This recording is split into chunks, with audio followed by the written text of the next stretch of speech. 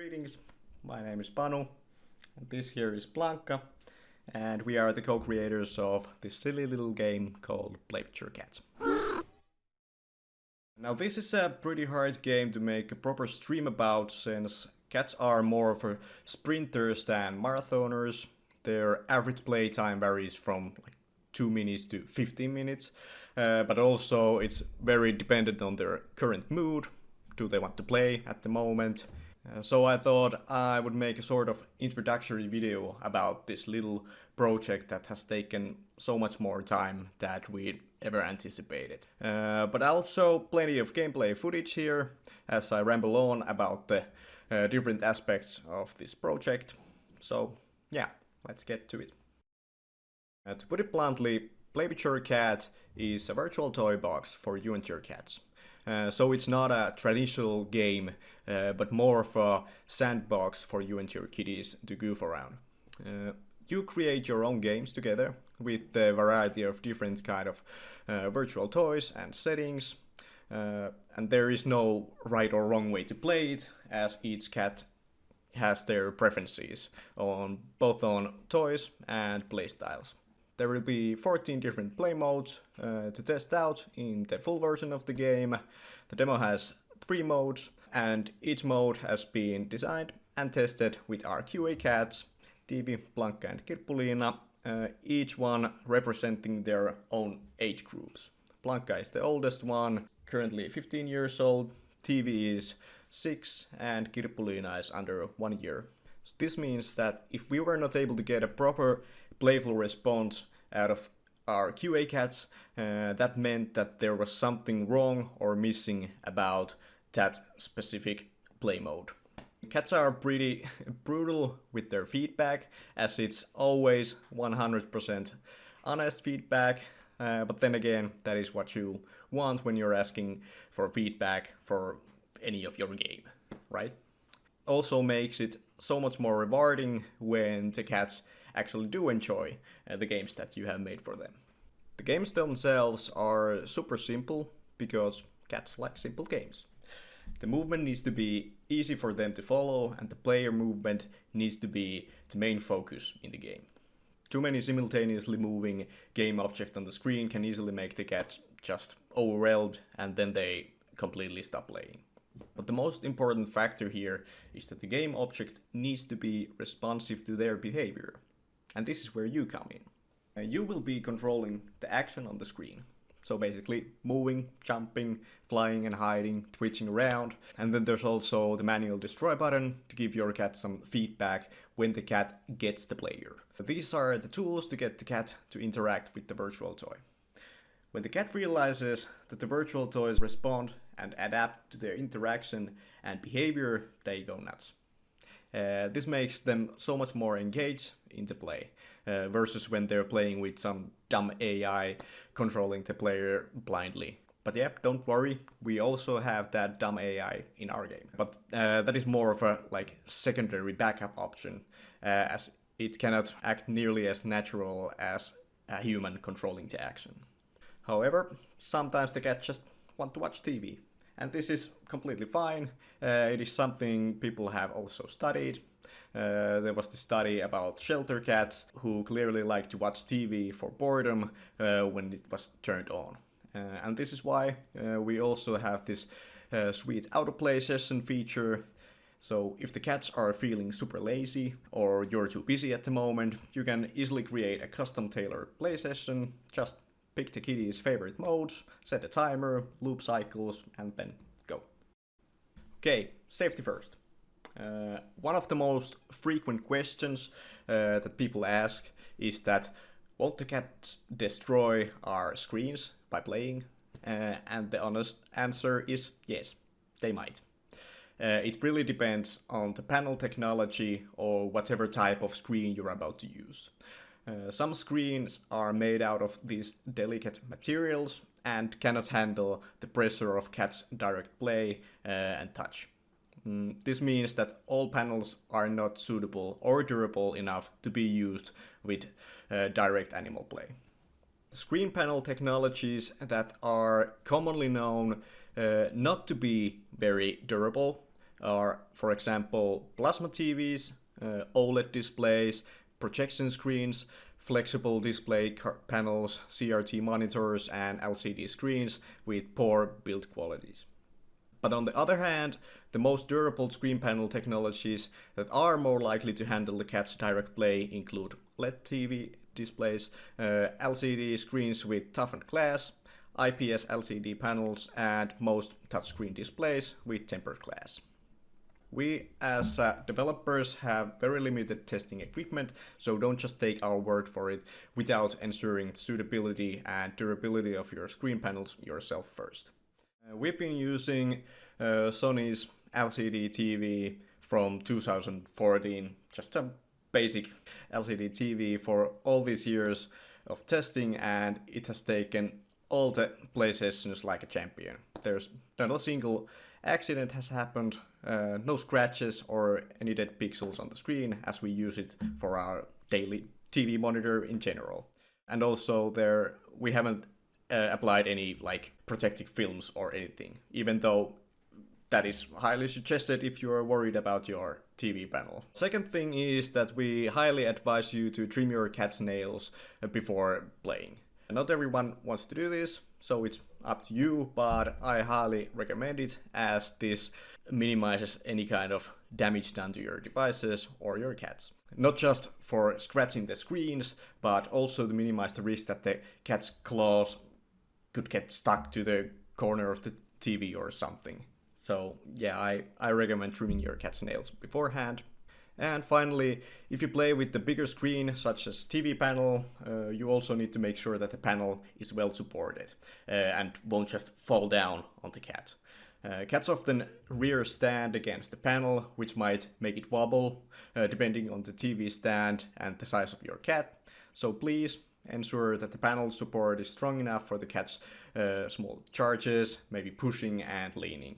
And this is especially crucial if the cat is heavier or in general more eager and enthusiastic to play. Some are like hyperactive.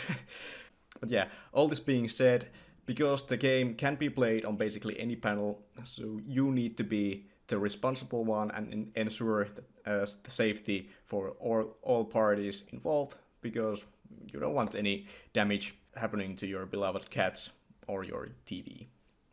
So, safety first. On to the brief history of this project. It all started around 2019.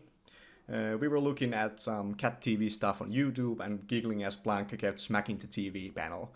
And one day I thought, why aren't there any games where I could actually move as the game object?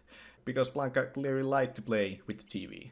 By the way, she's deaf, and I think this might have something to do with why she is so enthusiastic with these virtual games, as the action happens on the screen and can't like loop around her.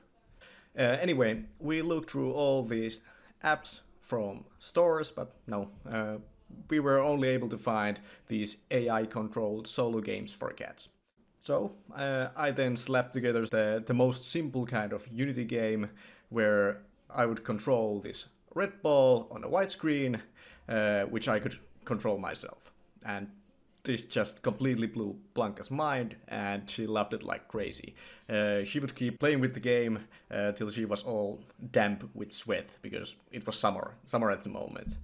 And we had to stop the play session from time to time. She could just go on for like ever. Now, fast forward a few months. I had this game development course going on university at the moment, and we had the task to create a prototype that utilizes physical movement in some sort of form. And so I had an idea that since Blanca really liked the ball game so much, maybe this could be like a great chance to develop the game further.